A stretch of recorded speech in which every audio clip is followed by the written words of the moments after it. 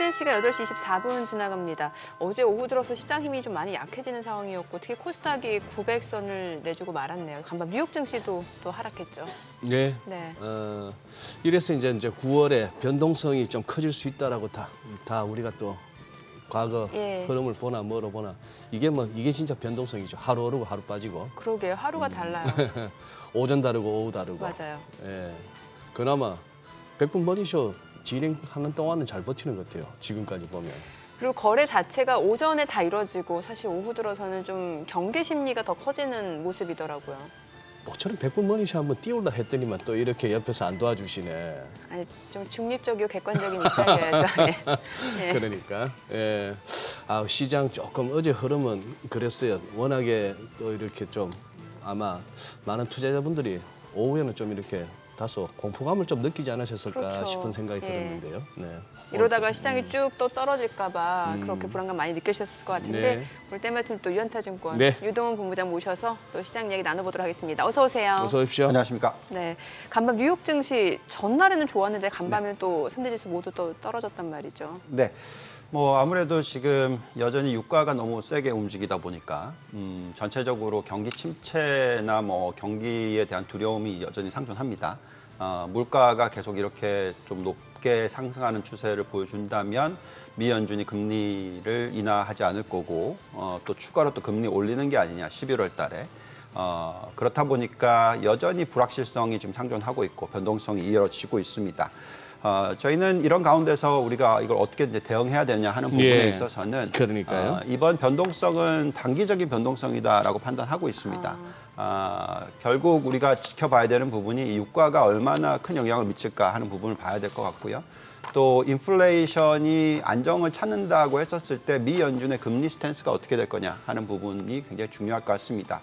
근데 어쨌든 여태까지 나오고 있는 숫자를 봤었을 때 우리가 판단할 수 있는 부분은 뭐냐면 미국 경기가 굉장히 안정적이다라는 부분이 되겠습니다. 그래서 저희는 지금 같은 상황에서 포트폴리오 조정을 하는데 이 변동성이 단기적인 변동성이라고 생각하고 계속해서 주식에 대해서 좀 좋게 보고 있다라고 말씀을 드리겠고요.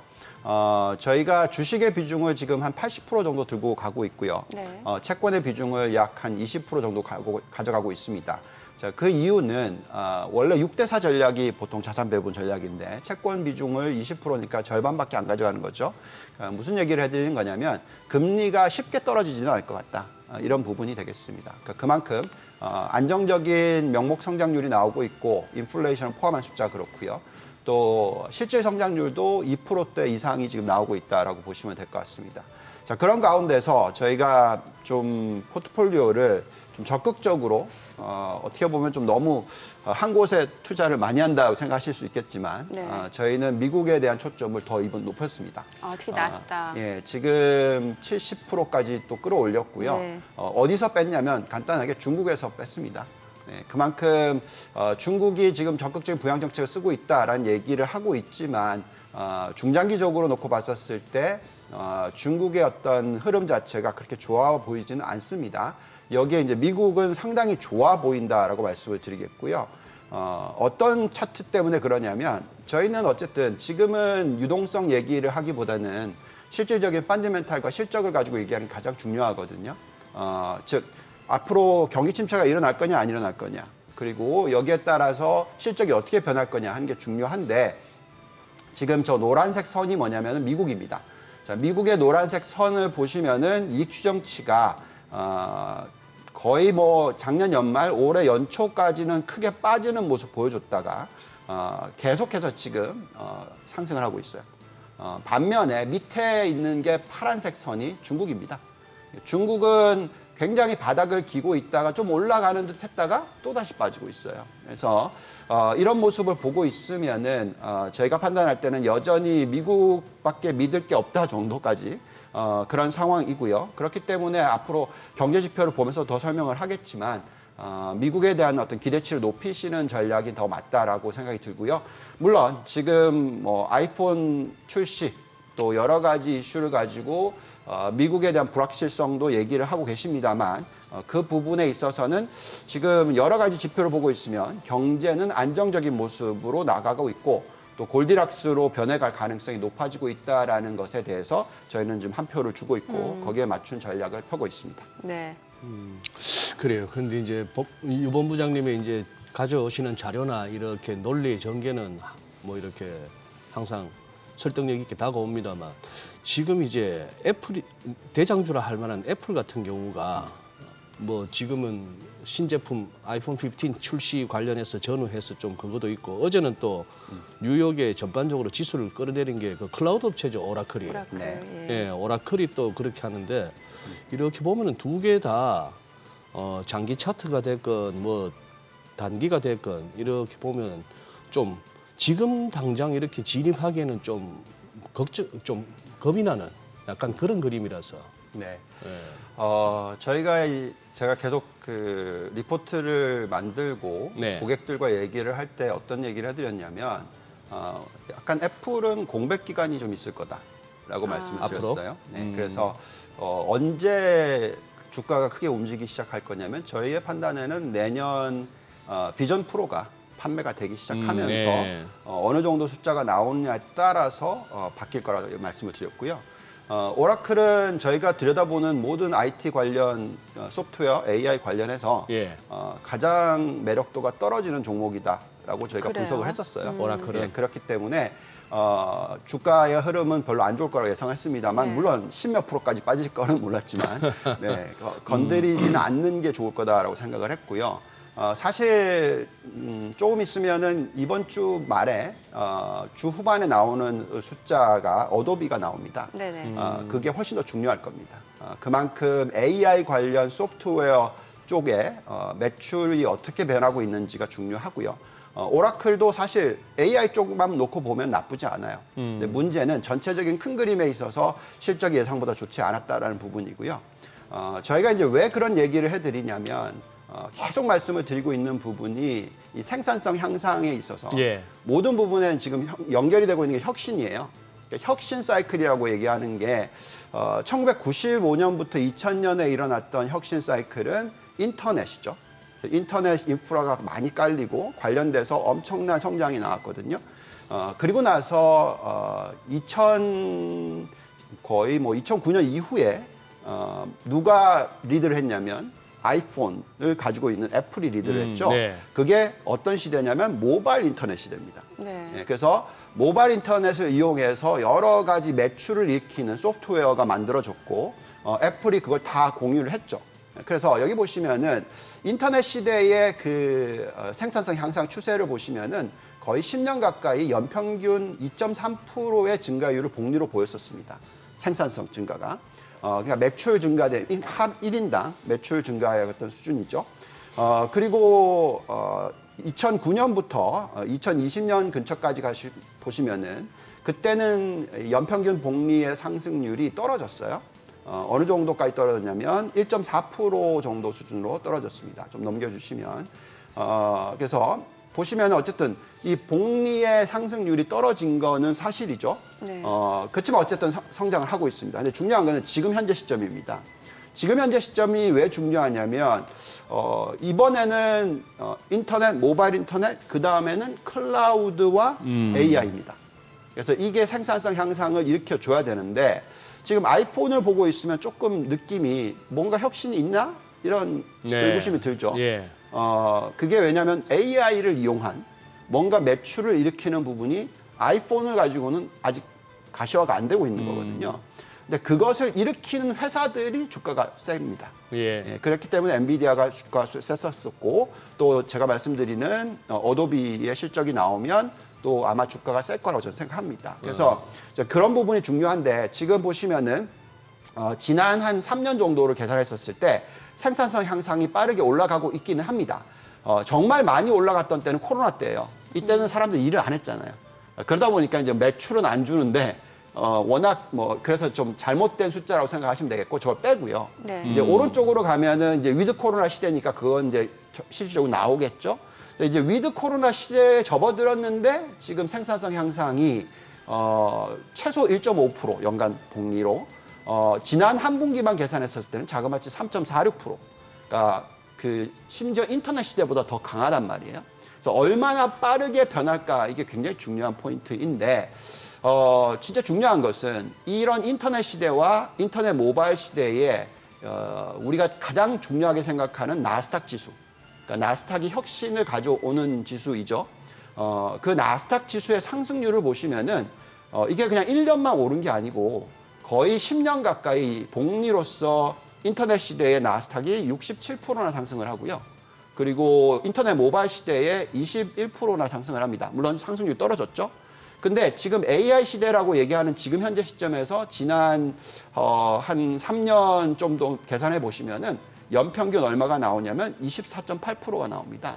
그러니까 그만큼 지금 오히려 더 상승률이 높아질 가능성도 있다라고 생각합니다. 그래서 소장님께서 걱정하시는 지금 현재의 흐름에 대해서의 두려움은 단기적인 이슈, 즉 유가 상승과 또 금리를 올릴까 말까 하는 부분에 있어서 두려움, 이런 것들이 이제 시장을 지배하기 때문에 그런 거지, 중장기적으로 놓고 봤었을 때는 만약에 AI가 정말 혁신을 가져오고 생산성을 높여준다고 생각하신다면 이럴 때일수록 더 적극적으로 투자하시는 게 중요하다고 말씀을 드리겠습니다. 그럼 AI 말씀하신 김에 어제 그저께 그 테슬라 네. 그 엄청난 시총을 자랑하는 그 종목이 10% 넘게 오르고 그렇죠. 하루 만에 또 어제는 또 좀 밀렸단 말입니다.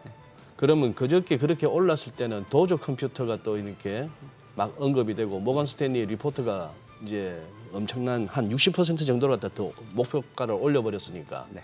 이제 테슬라를 어떤 기업으로 정의해야 됩니까, 이거? 그러니까 우리는 예. 저희가 왜 전기차 업종에 대해서 들여다보냐면 네. 이 전기차 업종으로 전환이 되고 예. 그 안에서 플랫폼으로 변하느냐는 거예요. 플랫폼으로. 예, 그러니까 즉 테슬라를 운전을 하고 다니면 그걸 가지고 뭔가 다른 소프트웨어와 연결이 돼서 어떤 수익을 연결시키는 부분이 나올 거냐 안 나오냐는 거죠.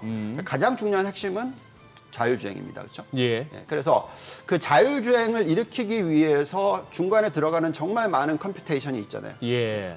그걸 가지고 다른 어떤 수익원을 창출할 수 있느냐라는 거예요. 그게 플랫폼화 된다라는 거죠. 그래서 엄청나게 많은 데이터를 가지고 와서 지금 테슬라는 가장 많이 팔리고 있는 자동차지 않습니까? 네. 그래서 그 데이터를 활용을 해서 도대체 뭘 또 만들어낼 거냐? 이게 제일 중요한 거죠. 예. 그래서 그런 비전을 보여주면은 주가가 튀는 겁니다. 그래서 비전을 보여주면. 예. 근데 물론 그게 이제 실적하고 연결이 돼야죠.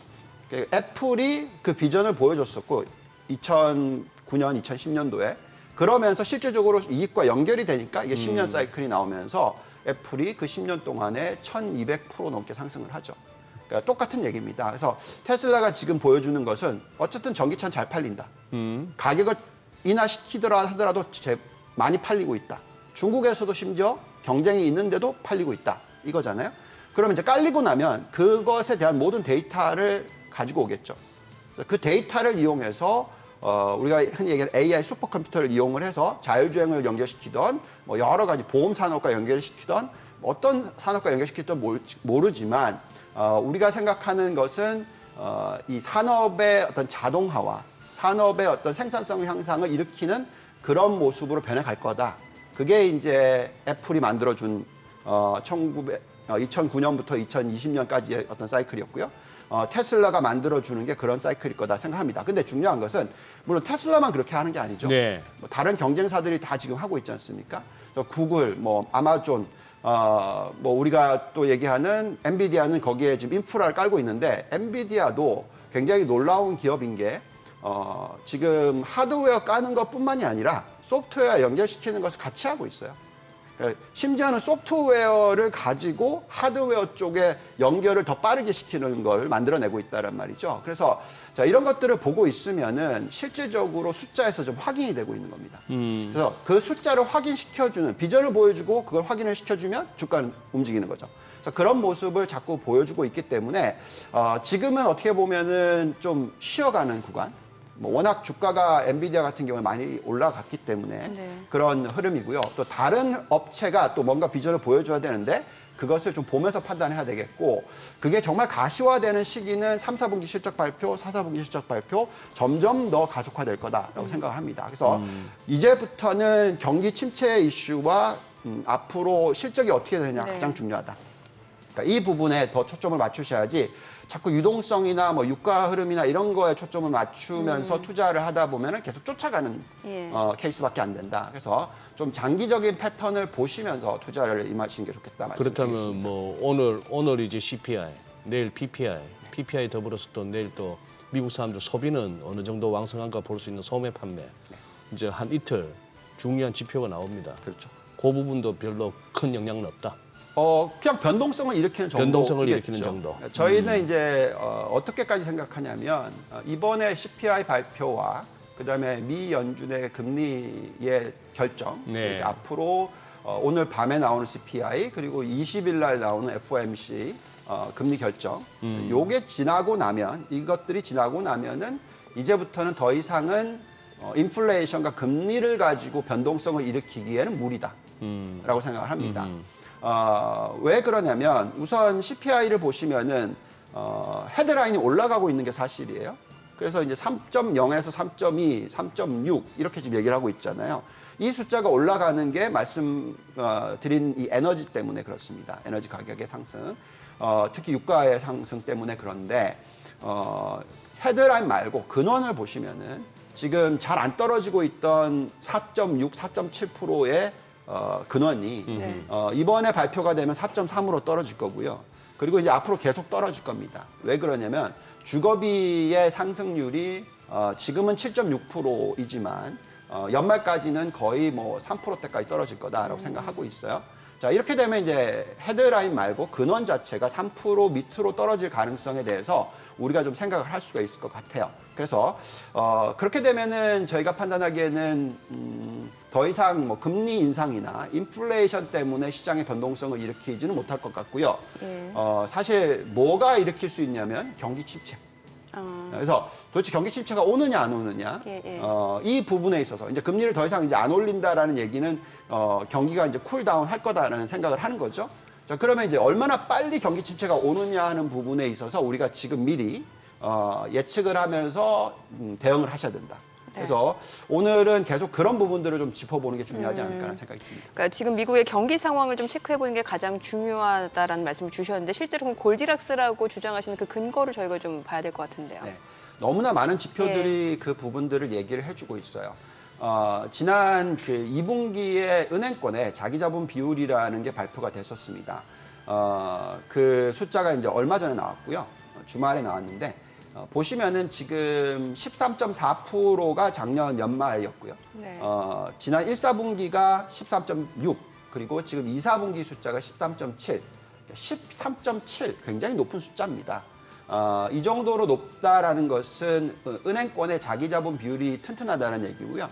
그래서 은행권의 스트레스 테스트를 해봤자 제가 볼 때는 은행이 어떤 망할 거다라고 걱정하실 필요는 없는 거죠. 물론 중소형 은행들은 다른 얘기겠죠. 그렇지만 대형 은행들, 그러니까 전체의 시장 점유율을 많이 차지하고 있는 대형 은행들이 어쨌든 전체 평균이 이렇기 때문에 워낙 펀디멘털이 튼튼하다는 얘기입니다. 자, 그래서 이 정도면은 결국은 미국의 예대율이라는 것이 안정적으로 흘러가는 그런 가운데서 대출을 많이 늘리지도 않고요. 또 급격하게 줄이지도 않고요. 이런 모습이 나올 수가 있습니다. 그래서 지금 저희가 예대율을 보고 있으면 지금 70.5% 정도 되거든요. 네.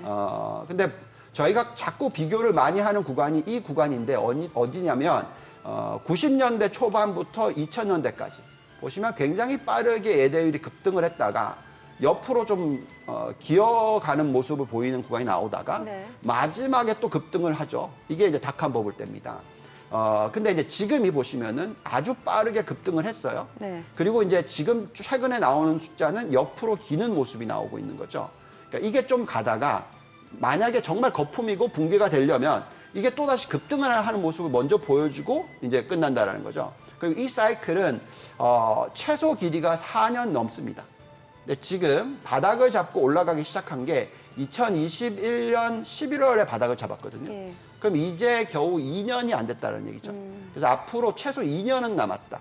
더 길게 보면 6년, 뭐 이렇게까지도 볼 수 있다라고 말씀을 드리는 거고요. 또 다른 숫자들 참 많습니다만 보시면 이제 기업들의 이 순이자 비용, 그러니까 네. 기준금리가 많이 올라갔어요. 파란색 선입니다. 파란색 선을 보시면 기준금리가 정말 많이 올라갔죠. 근데 빨간색 선은 뭐냐면은 기업들의 순이자 비용이에요. 비용은 오히려 더 감소한 거예요? 네, 많이 빠졌습니다. 얼마나 빠졌냐면 작년 동기 대비해서 30%나 빠졌습니다. 예. 그러니까 이게 왜 이런 현상이 일어나느냐? 예, 워낙 많은 기업들이 현금을 많이 들고 있어요. 그럼 현금에 대한 이자를 지급받아서 그런 건가요? 그렇죠. 아, 이자 비용이 늘지가 않는 거죠. 예, 예. 그러니까 미국에 왜 저희가 자꾸 대형 기업들 자꾸 얘기를 하냐면 이런 기업들이 돈이 많아요. 그러니까 이런 기업들이 투자를 빌리지도 않고 할 수가 있어요. 네. 그리고 이걸 가지고 혁신을 만들어내요. 그러면서 앞으로 또 매출 증가를 일으킵니다. 그러니까 또 자꾸 생산성 향상이 일어나는 거죠. 그래서 저희는 계속 얘기를 하지만 지금 사이클은 나스닥 100 기업들, 그러니까 이 기업들이 어떤 주도를 하는 시대다. 그래서 이게 금방 식을 것 같아 보이지 않는다라는 네네. 얘기를 해드리겠고요. 그렇다면 또 이런 걱정은 하시겠죠. 그럼 가계부채 문제가 있는 거 아니냐. 그렇죠, 개인들. 요즘에 뭐 예. 개인들의 신용카드 연체율이 높아지는 거 아니냐. 한국은 굉장히 많이 높아졌거든요. 예. 예, 그러다 보니까 미국 쪽에 어떤 두려움을 가지고 있지 않나라는 생각이 드는데요. 전체 연체율 부분들을 보시면은 아까 말씀드렸듯이 이제 기업들은 심지어 그 하이힐드라고 얘기하는 하이힐드는 어떻게 보면 부채 비율이 좀 좋지 않은 그런 기업들인데도 이 부분의 상승이 올라갔다가 내년 어느 때쯤 되면은 다시 빠질 거다. 이렇게 얘기를 하고 있어요. 그만큼 미국의 기업들이 펀더멘털이 튼튼하다는 얘기고요. 그다음에 아까 지금 잠깐 나왔었는데 이제 개인들 숫자들 보겠습니다. 보면은 오른쪽 보시면은 신용카드와 가계가 올라가고 있죠. 파란색 선과 빨간색 선입니다. 네네. 근데 이제 밑에 보시면은 녹색 선과 뭐 선을 보시면 보라색 선을 보시면은 저게 이제 전체 연체율과 기업 연체율이에요. 오히려 그냥 떨어지고 있죠. 그렇다라는 것은 전체적인 어떤 경기 침체가 오지 않을 가능성이 굉장히 높다라는 얘기입니다. 과거에 95년부터 2000년 사이클도 보시면 똑같은 현상이 일어났죠. 전체 연체율과 기업 연체율은 떨어지고 기업 연체율과 죄송합니다. 신용카드 연체율과 개인 연체율은 올라가는 추세. 근데 경기 침체가 안 왔어요. 그리고 지금은 그때보다도 더 낮은 연체율이다라는 거죠. 자, 그런 것을 감안했었을 때 앞으로 연체율이 높아지기 때문에 경기 침체가 일어난다. 은행권이 몸살이기를 한다. 그렇게 보여지지는 않습니다. 그런 환경 아래에서는 저희는 연착륙이 될 가능성이 훨씬 높다라는 말씀을 드리고 있고요. 또 이런 숫자들도 나오죠. 미국의 개인 순자산 가치 보시면은 정말 많이 상승을 하고 있어요.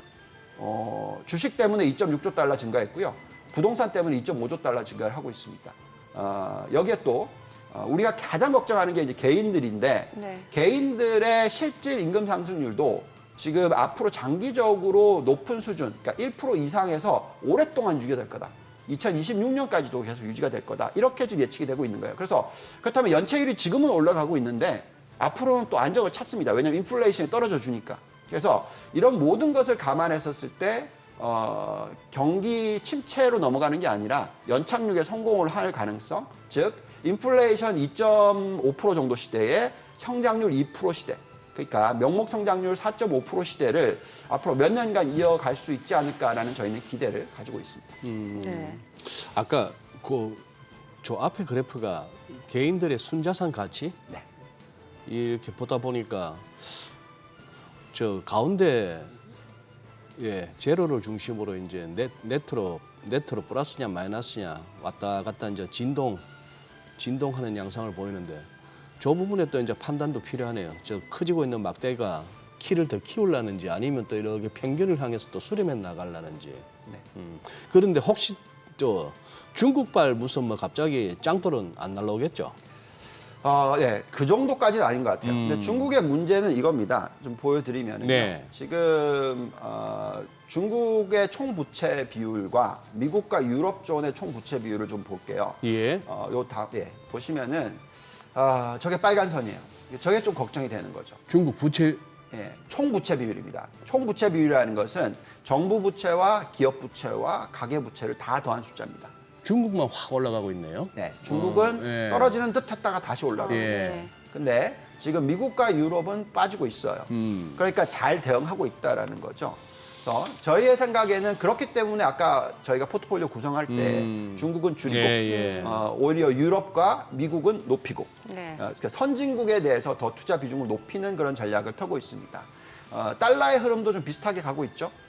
급격하게 절하될 줄 알았던 사람들은 네. 지금 왜 자꾸 올라가지 이런 생각하고 네네. 있죠. 그러면서 이제 달러가 약세로 갈 것 같긴 한데 그 강도가 셀 것 같아 보이지는 않습니다. 그래서 자, 이런 흐름 가운데서는 여전히 저희는 미국의 나스닥과 유럽 쪽에 대한 관심이 더 필요하다. 그리고 그 아까 이제 경제 성장률 부분을 다시 보시면은 그렇다고 해서 말씀하신 대로 어떤 큰 위기, 어떤 우리가 리먼 사태가 중국에서 일어나느냐 이런 부분에 있어서는 그렇게 보이지는 않아요. 왜냐하면 경제 성장률이 떨어지고 있는데 그 전 차트 경제 성장률 보시면은 원래는 파란색 선의 예상치였어요. 그러니까 파란색 선의 예상치를 보시면은 5%대가 좀 오래 갈 거다. 뭐 2028년 정도. 근데 이제 지금 뚝 떨어져 가지고 5%대에서 훨씬 더 낮을 거다. 4%대, 3%대 이런 식으로 변해갈 거다. 이런 얘기죠. 그만큼 이제 중국은 해결해야 되는 부분이 부채인데 그 부채가 가계도 아니고 정부도 아니고 그 우리가 흔히 얘기하는 건설 회사들. 그래서 지금 부동산 관련된 쪽이 가장 힘듭니다. 근데 그 부분을 해소하는 데 있어서는 정부의 힘이 필요한 거죠. 그렇기 때문에 정부가 그걸 그냥 놔두지는 않겠죠. 왜냐하면 부동산 가격이 급락을 할 경우에는 큰 위기가 봉착하는 걸 다 알고 있기 때문에. 그래서 어떤 큰 위기보다는 정부가 잘 해결해 나가려고 노력을 할 거고요. 근데 이제 그것을 해소하는 데 필요한 것이 시간인 거죠. 네. 유럽이 그런 식으로 해결했거든요. 그래서 유럽 같이 가는 거죠. 네네. 일본 같이 그렇게 가는 거죠. 예. 그래서 저희가 볼 때는 잃어버린 20년 뭐 이런 얘기, 중국이 그런 변화가 일어나지 않을까. 근데 그렇다고 해서 그게 또 엄청난 위기랑 연결되는 건 또 아니죠. 네. 그래서 아마 좀 중국에 대한 투자는 장기적으로 좀 안 좋아 보인다. 그래서 비중을 좀 줄인다. 이렇게 말씀을 드리겠습니다. 네. 20년 중학개미 김 부장도 더 이상은 못 버텨. 김 부장이 그럼 20년 전에는 신입사원 김 씨였을 텐데 그때부터 중국 주식을 했구나. 아니 자막이 재밌어서 한번 해본 소리입니다. 네. 그러니까요. 자, 지금 시각 8시 51분 지나갑니다. 오늘 양시장 예상 체결지수 확인해 보도록 하죠. 코스피가 약보합 출발 예상됩니다. 현재 예상 체결지수 2,535포인트, 코스닥 0.6% 하락 예상되죠. 예상 체결지수 892포인트입니다. 시가총액 상위 종목 예상 체결가 보겠습니다. 삼성전자가 오늘 0.9%, 1% 가까운 상승 예상됩니다. 지금 호가에서는 71,200원으로 집계되고 있고요. LG 에너지 솔루션은 2% 약세가 예상됩니다. 예상 체결가 486,500원. SK 하이닉스가 0.6% 상승이 예상되죠. 예상 체결가는 117,500원. 삼성 바이오로직스, 삼성전자 우선주 지금 호가에서 아직까지 움직임 잡히지 않고 있는 상황이고 삼성 SDI가 0.5% 하락이 예상됩니다. 포스코홀딩스가 1% 약세 예상되고요. 이 가운데 현대차가 1% 상승 예상되면서 지금 호가에서는 188,200원, LG화학도 1% 약세가 예상되죠. 네이버 0.9% 상승 예상되고요. 지금 예상 체결가는 221,500원으로 집계가 되고 있습니다. 오늘 시가총액 상위권 종목 내에서는 반도체라든지 아니면 이제 플랫폼 관련주 또 그리고 자동차 관련주들 그동안 좀 사실 소외됐던 섹터 중에 하나인데 이런 섹터들의 좀 반등이 좀 예상이 되는 호가 분위기고요. 코스닥 시가총액 상위 종목 예상 체결가도 보도록 하겠습니다. 어제 2차 전지 관련주들 낙폭이 오후 들어서 좀 커지는 양상이었는데 호가에서 봤을 때 에코프로비엠, 에코프로 모두 1%대 약세가 예상됩니다. 각각 272,000원, 919,000원. 지금 호가 상황 지금 체크가 되고 있고요. 셀트리온 헬스케어는 0.4% 상승 예상됩니다.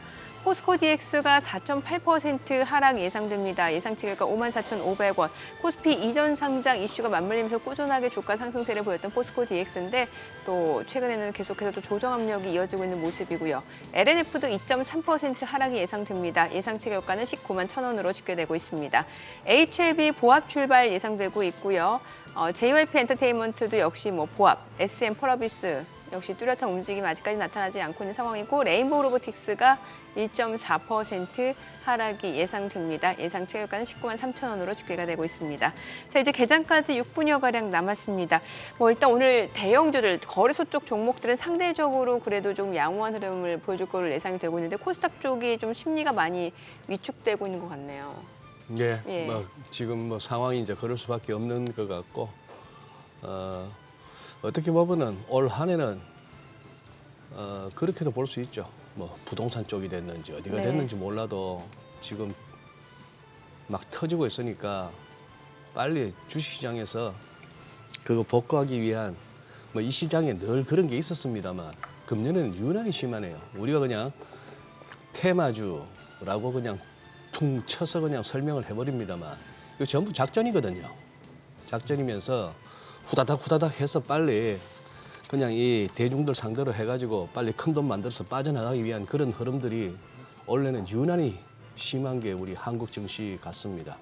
오늘은 또 어디서 또 그런 또 작전을 하는 그 작전 세력들도 지금 조금 힘이 빠진 것 같아요. 이게 2, 3일도 못 가니 저거들도 반나절 만에 잘못 못 나오면 저거가 또 붙들려서 돈 묶이니까 그렇죠. 아주 막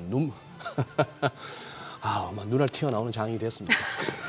이게 예. 박스권이고 아무래도 좀 심리적으로 네. 이렇게 조금 경계 심리가 커질 수밖에 없는 장이다 보니까 이런 테마주들이 좀 난립하는 분위기긴 하죠. 테마주라는 예. 이름 하에 작전이라니까요. 네. 예. 네, 알겠습니다. 자, 그럼 오늘 보니까 일단 뭐 시장 코스닥 쪽이 좀 하방 압력이 좀 더 있을 것 같고 사실 네. 그동안 반도체라든지 자동차 쪽은 좀 소외가 됐었는데 그래도 오늘 같은 장에서 좀 버텨줄 걸로 호가로는 체크가 좀 되고 있거든요. 네.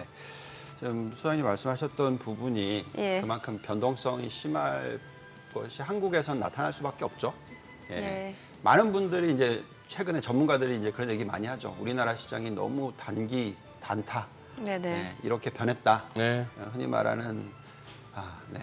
너무 변동성이 심하다 보니까 제가 될 수 있으면 한국 시장은 안 들여다보려고 노력을 해요. 왜냐하면 여기에 보고 있으면은 자꾸 휩쓸리거든요. 그래서 큰 그림을 놓칠 수가 있어요. 예. 저는 계속해서 그냥 미국 시장만 들여다봅니다. 요즘에는 한국 주식은 거의 투자를 안 하려고 노력합니다. 그러니까 예를 들어서 SK 하이닉스 뉴스가 터졌었죠. 어떤 예. 뉴스가 터졌냐? 화웨이 예. 안에 SK 하이닉스 기램하고. 칩이 나왔다. 예. 자, 그럼 이제 큰일 날 거다. 이거 휘둘릴 수밖에 없죠. 네. 예. 근데 사실 중요한 것은 엔비디아가 어느 정도로 지금 성장을 하고 있느냐. 그걸 보고 있으면 당연히 지금 HBM 관련돼서는 성장이 엄청나게 높아질 거거든요. 그러니까 이렇게 빨리 수익성을 바꿔줄 수 있는 것이 없는데 거기에 대한 초점을 안 맞춰요. 네. 사람들이 막 던져버리고. 그것도 던지고 나니까 지금 또 주가가 확 올라오잖아요. 그러니까 이런 식으로 변동성이 자꾸 일어나기 때문에 사람들이 정말 투자하기가 힘듭니다. 짜증이 나는 거죠. 예. 하루아침에 바뀌니까. 그러니까. 그래서 자꾸 이런 뉴스 때문에 휘둘리지 마시라고 말씀을 드리겠고 가장 중요한 큰 흐름은 간단합니다. 반도체, 네. AI 연결돼 있죠. 예. 그리고 전기차, AI 연결돼 있어요. 음흠. 이게 지금 키입니다. 키. 교집합은 AI네요. 그렇죠. 그래서 지금 이것이 계속 성장을 할 것이고 이것이 혁신을 만들어 줄 것이고 여기에 관련돼서 우리나라 기업의 경쟁력이 있다면 그 종목을 그냥 들고 가는 거죠. 흔들리지 마시고. 예. 그래서 그런 전략이 굉장히 중요하겠고요. 또 지금 또 왜 흔들리냐면 유가가 올라가니까. 맞아요. 예. 유가. 우리나라는 유가에 당연히 영향을 많이 받죠. 예. 중국 같은 경우에 유가에 가장 영향을 많이 받는 국가 맞습니다. 왜냐하면 네. 가장 많이 석유를 수입을 하기 때문에. 그런데 중국은 가장 많이 신재생 에너지를 깔고 있어요. 전 세계에서. 그렇기 때문에 유가의 휘둘림이 앞으로 1년, 2년, 3년이 지나면 늦어져요. 근데 우리나라는 어떻습니까? 신재생 에너지 보급률이 가장 낮아요. 예. 그러니까 이거는 유가에 계속 휘둘릴 수밖에 없는 거죠. 그러니까 변동성이 더 심해지는 케이스가 되는 겁니다. 근데 우리는 어쨌든 제조업이 강하기 때문에 전력 사부량이 굉장히 높죠. 네네. 그래서 앞으로 이 유가의 흐름을 가지고 사람들이 좀 헷갈려 하는 거예요. 그러니까 우리나라 시장도 그렇게 흔들리는 겁니다. 예. 근데 이제 왜 그러냐면 유가 상승과 추세를 한번 보시면은 지금 저렇게 그 녹색이 브렌트유의 가격의 변화입니다. 예. 근데 가격이 상승을 할 경우에 어떻게 되냐면 보통 가치주나 중소형주가 아웃퍼폼을 하는 케이스가 나와요. 미국 시장에서는. 근데 이게 좋은 흐름이 아닙니다.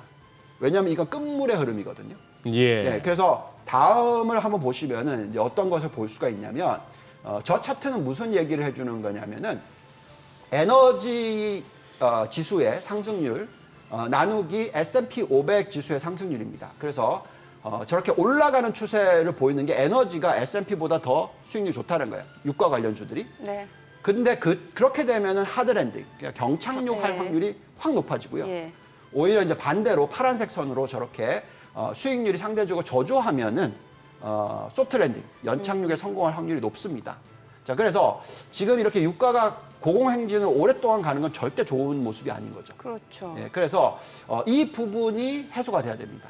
네, 저희가 생각할 때는 해소가 된다고 생각하는 이유가 이 차트를 보고 있으면은 참 재밌네 하실 텐데요. 어떤 차트예요? 보시면은 지금 요즘에 석유 관련된 펀드에 예. 자금이 어떻게 되고 있냐. 예, 이때다 하고 팔고 있는 거죠. 아하. 예. 예, 역대 저게 언제 업데이트된 자료인가요? 가장 최근입니다. 가장 최근. 네. 지금 뭐 가장 그러면 유가가 더 이상 고공행진하기 힘든 근거에 대해서 저희가 좀 개장하고 자세히 들어보도록 하겠습니다. 오늘 국내 증시 개장합니다.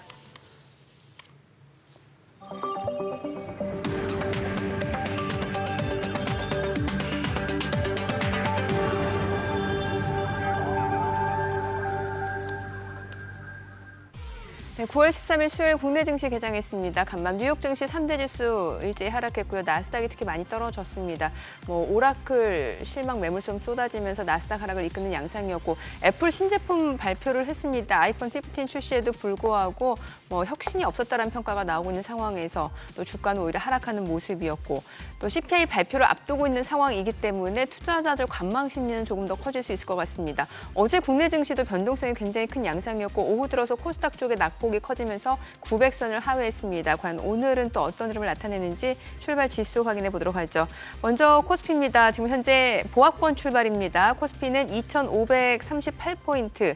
코스닥 소폭 내림세 895포인트입니다. 양시장 일단은 보합권 출발 보여주고 있고 혼조세 출발이네요. 시가총액 상위 종목 시초가 보겠습니다. 삼성전자는 오늘 1% 가까이 올라갑니다. 71,200원이고요. SK하이닉스도 지금 0.9%, 1% 넘게 올라갑니다. 11만 8천 원이고요. LG에너지솔루션은 0.9% 떨어집니다. 49만 5천 원. 삼성바이오로직스도 0.6% 하락 중이죠. 71만 8천 원이고 삼성전자 우선주 강보합권이고요.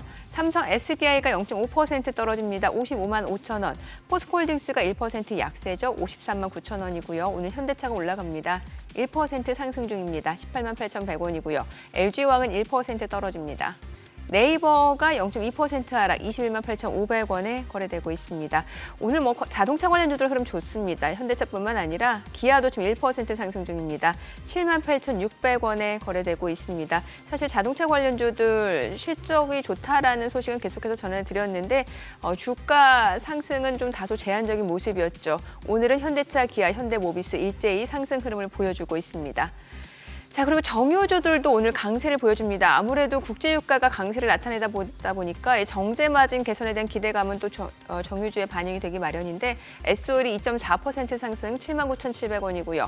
GS도 1.6% 올라갑니다. 4150원. SK이노베이션도 0.4% 상승으로 16만 7,600원에 거래되고 있습니다. 코스닥 시가총액 상위 종목 시초가도 보도록 하겠습니다. 코스닥 쪽에서는 에코프로비엠이 0.7% 하락입니다. 지금 27만 5,500원이고요. 에코프로 0.9% 하락합니다. 92만 1,000원입니다. 셀트린 헬스케어가 지금 강보합권이고 포스코 DX가 3% 넘게 빠집니다. 5만 5,300원.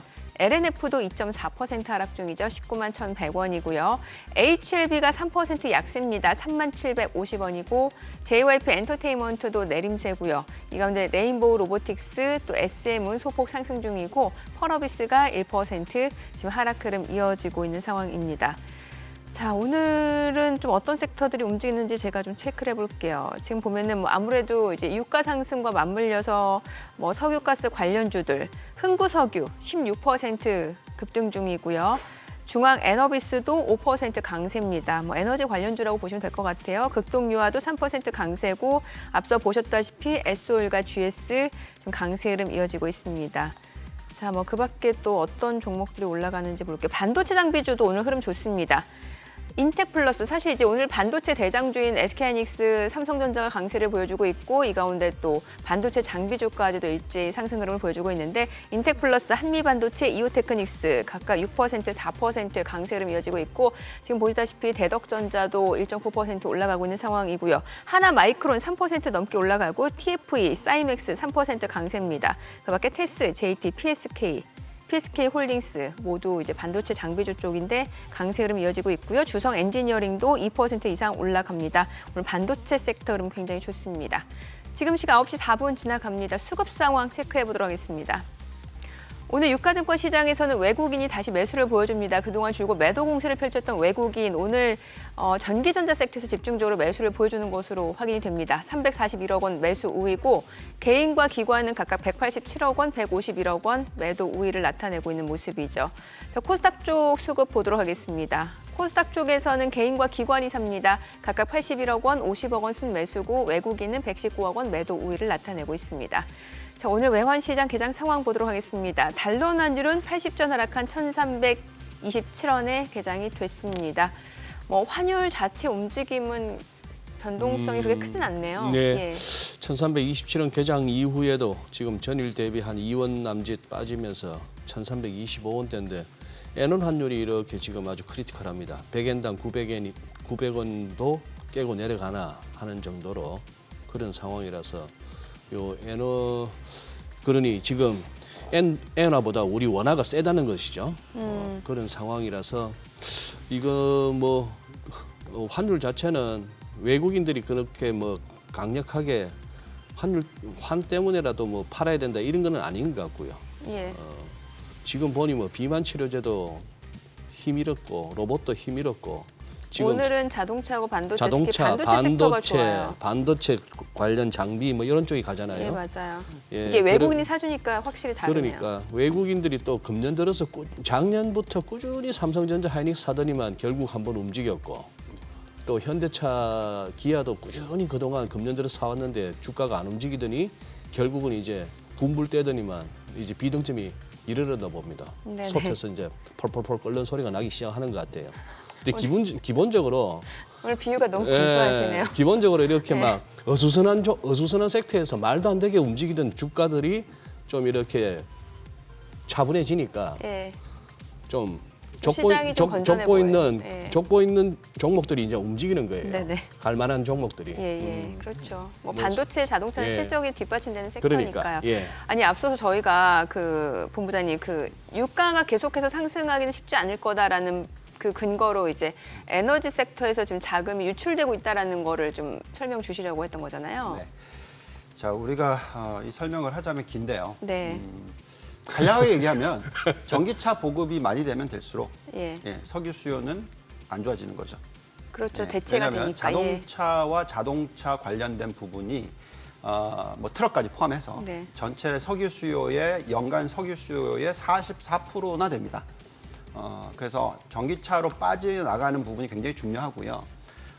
지금 또 보시면은 이제 전력을 창출해내는 공급 부분에 있어서 석유가 차지하는 비중은 3%밖에 안 돼요, 이제. 네. 물론 천연가스가 한 20몇 프로 차지합니다. 네. 근데 지금 천연가스 가격은 안 움직이죠. 그렇더라고요. 2.5% 됩니다. 네. 올라가긴 하지만. 네. 그래서 전체적인 큰 그림은 제가 볼 때는 더 이상 이제 공급 부분에 있어서의 문제가 아니고 지금 수요 부분인데 수요가 자꾸 이제 전기차 쪽으로 가버리면 수요 쪽도 아닌 거죠. 지금 여태까지는 유가를 끌어올린 이유가 뭐죠? 공급을 타이트하게 만들어서 하겠다라는 거지 않습니까? 네네. 그래서 근데 장기적인 큰 그림을 자꾸 생각해 보시면 요즘에 뉴스를 잘 들어보시면은 전력 효율성 네. 얘기 많이 나오죠. AI 혁신 네. 그리고 모든 관련된 그 데이터 마이닝하는 부분에 있어서 전력 효율성이 굉장히 높아지고 있다 이런 얘기 자꾸 나와요. 그래서 효율성이 높아지면 높아질수록 이 에너지 쪽에서 특히 오일 관련된 쪽, 네. 석탄 이런 쪽에 대해서는 그 수요가 좋지 않을 거라고 저는 생각합니다. 장기적으로. 그렇기 때문에 이때다 하고 지금 자금이 빠져나가는 거죠. 예.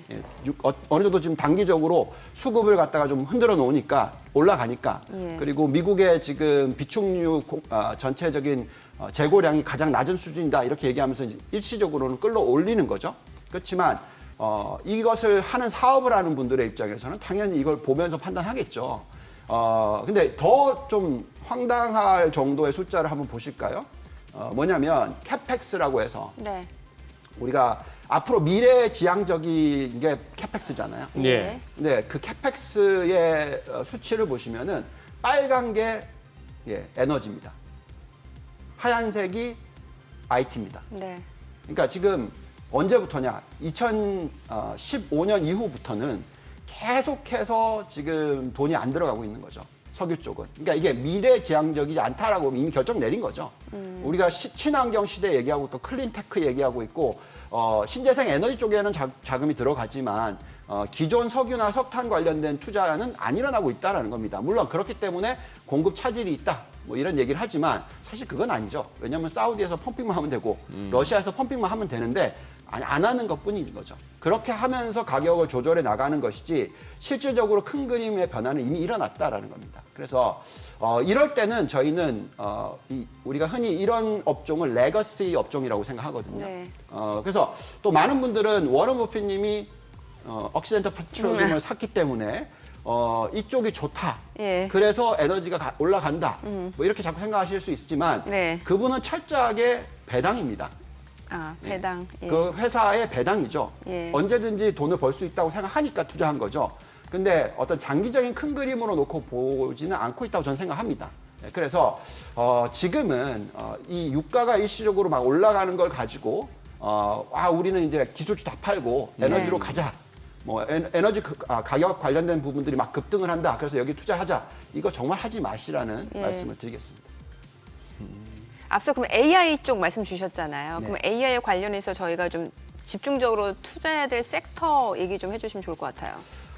이게 그것도 정말 어려운 부분이에요. 섹터를 그러니까 이제 AI 사이클을 얘기를 하자면 예. AI가 활성화되고 여기서 매출이 일어나면 일어날수록 우리는 어떤 현상을 겪을 거냐면 생산성 향상의 네네. 효과를 얻을 겁니다. 자, 생산성 향상이 올라간다라는 건 뭐냐면 그만큼 미국의 GDP 성장률이 미국의 생산성이 올라가는 거니까 네. 예상보다 많이 떨어지지 않을 것이다. 아니면 안정적인 성장을 볼 것이다. 골디락스로 넘어갈 것이다. 이렇게 얘기를 할 수가 있겠습니다. 그래서 그 AI 사이클을 보시면 지금 생성형 AI 얘기가 나오고 있죠. 이건 초입 단계고요. 이제 그게 이제 연결이 돼서 가상현실과 연결이 되고 여러 가지 소프트웨어들이 나올 거고요. 거기서 매출이 잡히는 게 보일 거고 이제 나중에는 마지막으로는 우리가 흔히 얘기하는 생산성을 높여주는 산업의 생산성이 높아지는 그런 모습까지. 그래서 공장 자동화 뭐 이런 것들이 막 나오겠죠. 아니면 뭐 로봇이 돌아다니는 시대가 나오든 뭐 하든 간에 그런 여러 가지 변화가 생길 겁니다. 그래서 그 사이클이 얼마나 길지를 봐야 되는 거거든요. 거기에 관련돼 있는 산업이 AI 그리고 가상현실 그리고 나중에는 로봇 이렇게 다 연결이 되는 거죠. 그렇기 때문에 이런 업종을 계속 요의주시하셔야 되는 거고요. 근데 중요한 것은 이런 산업이 어떻게 변해갈지의 정답을 내기가 참 어려운 거죠. 왜냐하면 우리가 아직 경험해보지 못한 새로운 세상이잖아요. 예. 그렇기 때문에 자꾸 이제 종목이 왔다 갔다 하는 겁니다. 그래서 이럴 때는 종목 고르기 너무 어렵기 때문에 ETF가 가장 좋다라고 얘기를 해드리는 거고요. 그리고 또 좀 계속해서 좀 안정감을 드리기 위해서 말씀을 드리는 거는 네. 지금 미국의 GDP 성장률은 이미 벌써 그 생산성이 높아지고 있는 모습을 보여주고 있다라고 말씀을 드릴게요. 여태까지는 상당히 어려웠어요. 왜냐하면 코로나19 때문에 확 높아졌던 게 계속 안 좋은 숫자가 나오다 보니까 이거 뭐 미국 생산성 안 늘어나는 거 아니냐 이렇게 얘기를 했지만 지금 보시면은 저게 뉴욕 연은의 GDP 성장률 예상치입니다. 얼마 정도로 지금 예측을 하고 있냐면 3, 4분기를 지금 바닥 찍고 올라가는 모습 나오고 있죠. 네. 2.25% 정도 예상을 하고 있어요. 그러니까 이건 정말 안정적인 딱 좋아하는 성장률입니다. 2%대 조금 넘는 게. 근데 이제 아틀란타 연은은 보시면은 이건 이제 만들기 시작한 지 얼마 안 됐어요. 그러다 보니까 너무 숫자가 높아요. 5.6% 가까이 나옵니다.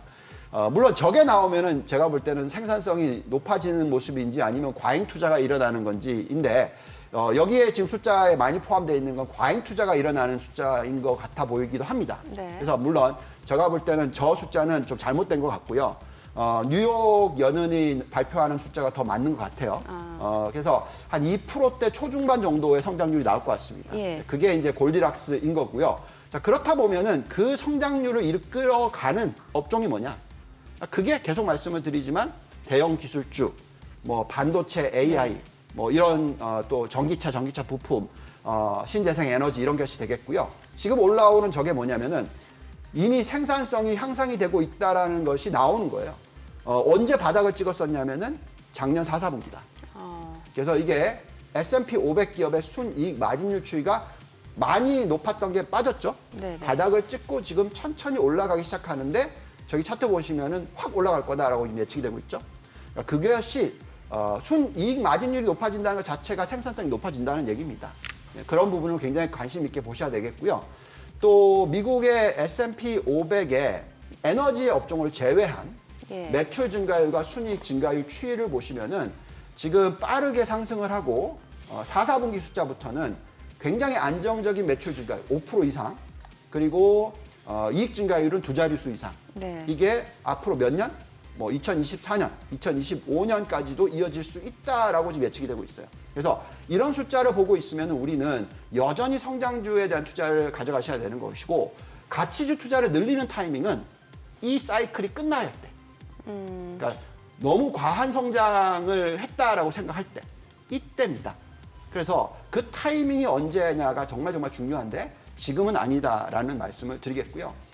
그래서 여기에 지금 나와 있는 포트폴리오 상의 구성을 보시면은 대형 기술주, 네. 반도체 AI 소프트웨어, 그리고 전기차 부품, 그리고 신재생 에너지의 비중을 80% 가져가는 전략이 적절하다라는 말씀을 드리고 있고 그렇다고 해서 뭐 가치주를 아예 안 들고 가느냐 그건 또 아니죠. 예. 그 중에서 적절한 소비가 일어나고 있는 요즘에는 소비를 하더라도 선택과 집중을 잘 하거든요. 소비자들이. 그래서 뭐 여행 관련된 거라든지 요즘에 주택 소비가 워낙 네. 공급이 타이트하다 보니까 이런 쪽이 괜찮습니다. 그래서 이런 쪽에 대한 비중 가져가시는 게 좋겠고 또 성장 산업과 연결되어 있는 원자재라든지 뭐 금융이라든지 네네. 이런 쪽에 대한 관심을 계속 가져가시는 게 적절한 그런 전략이지 않을까라는 말씀을 드리겠습니다. 뭐 몇천 단위가 아니고 이렇게 좀 큰 목돈으로 이렇게 하시는 뭐 그리고 어느 정도 연배도 되시고 매일매일만 시세 보기도 신경 쓰인다. 미국채 뭐 단기 5%좀 묻어둘만 하지 않습니까? 그동안에는 뭐 연초에는 다 좀 그랬다고 합니다만 오히려 지금이 채권 쪽에 그거 넣었던 돈들이 지금 뭐 고생한다 하지만 좀 어떻게 보세요, 본부장님? 그러니까 간단하게 설명을 드리자면 5%에 만족하시는 분이다. 그러네요. 예. 그러니까. 그분들은 당연히 채권 그냥 단기채, 단기채, 장기채 아닙니다. 장기채 말고 단기채, 미국의 1년짜리 전후로 네네. 그래서 뭐 1년보다 낮거나 좀 살짝 더 길거나 그런 쪽에 투자하시면 되고요. 네. 근데 그게 아니고 5% 가지고 만족 못한다. 네. 그럼 10%를 원한다. 네. 그러면은 그 5%짜리 반 그리고 나스닥 반 ETF 이렇게 딱 들고 가시면 됩니다. 네. 그러면 제가 볼 때는 연 10% 나오죠. 제 계산상으로는. 물론 그게 정답은 아닐 수 있겠으나. 네, 네. 그래서 지금 현재 시대에 잘 대응하시는 게 중요하겠고요. 지금 굉장히 빠르게 변하는 시대입니다. 네. 이 AI 시대가 어떻게 변할지 지금 그걸 가장 피부로 느끼는 사람들이 대학생들이에요. 지금 직장 못 구하고 뭘 했는데 이게 필요 없고 이게 너무 빨라요. 많은 분들이 막 코딩 공부 엄청나게 했거든요. 예. 네. 근데 그게 다 필요가 없어졌어요. 어, 직장을 못 구해요. 그러니까 그만큼 지금 엄청나게 빠르게 변화하는 시대이기 때문에 그러네요. 이걸 대응하셔야 됩니다. 그렇기 때문에 나스닥 100에 투자를 안 하시면 안 된다. 예. 그러니까 이거는 어떻게 보면 큰 미래를 봤었을 때 꼭 필요하다. 어른들도 이거 생각하셔야 된다. 거기에 투자를 안 하면 안 할수록 지금 우리나라가 좀 힘들잖아요. 네네네. 네, 미래에 대한 투자가 없어요. 없다는 건 아니죠. 아주 낮아요. 그런 데이터들 많이 보시잖아요. 그래서 생산성 향상에 있어서 정말 중요한 타이밍이다라고 말씀을 드리겠습니다. 이런저런 대화 가운데 이렇게 젊은 사람들 뭐 배달이나 하지 이런 소리가 이렇게 귀에 들어올 때 사실 저는 좀 씁쓸합니다. 정말 씁쓸하죠. 이게 세상이 발전하는 건지 퇴보하는 건지 좀 그런 면도 있죠. 네, 오늘 내용 잘 들었습니다. 고맙습니다. 네, 고맙습니다. 감사합니다.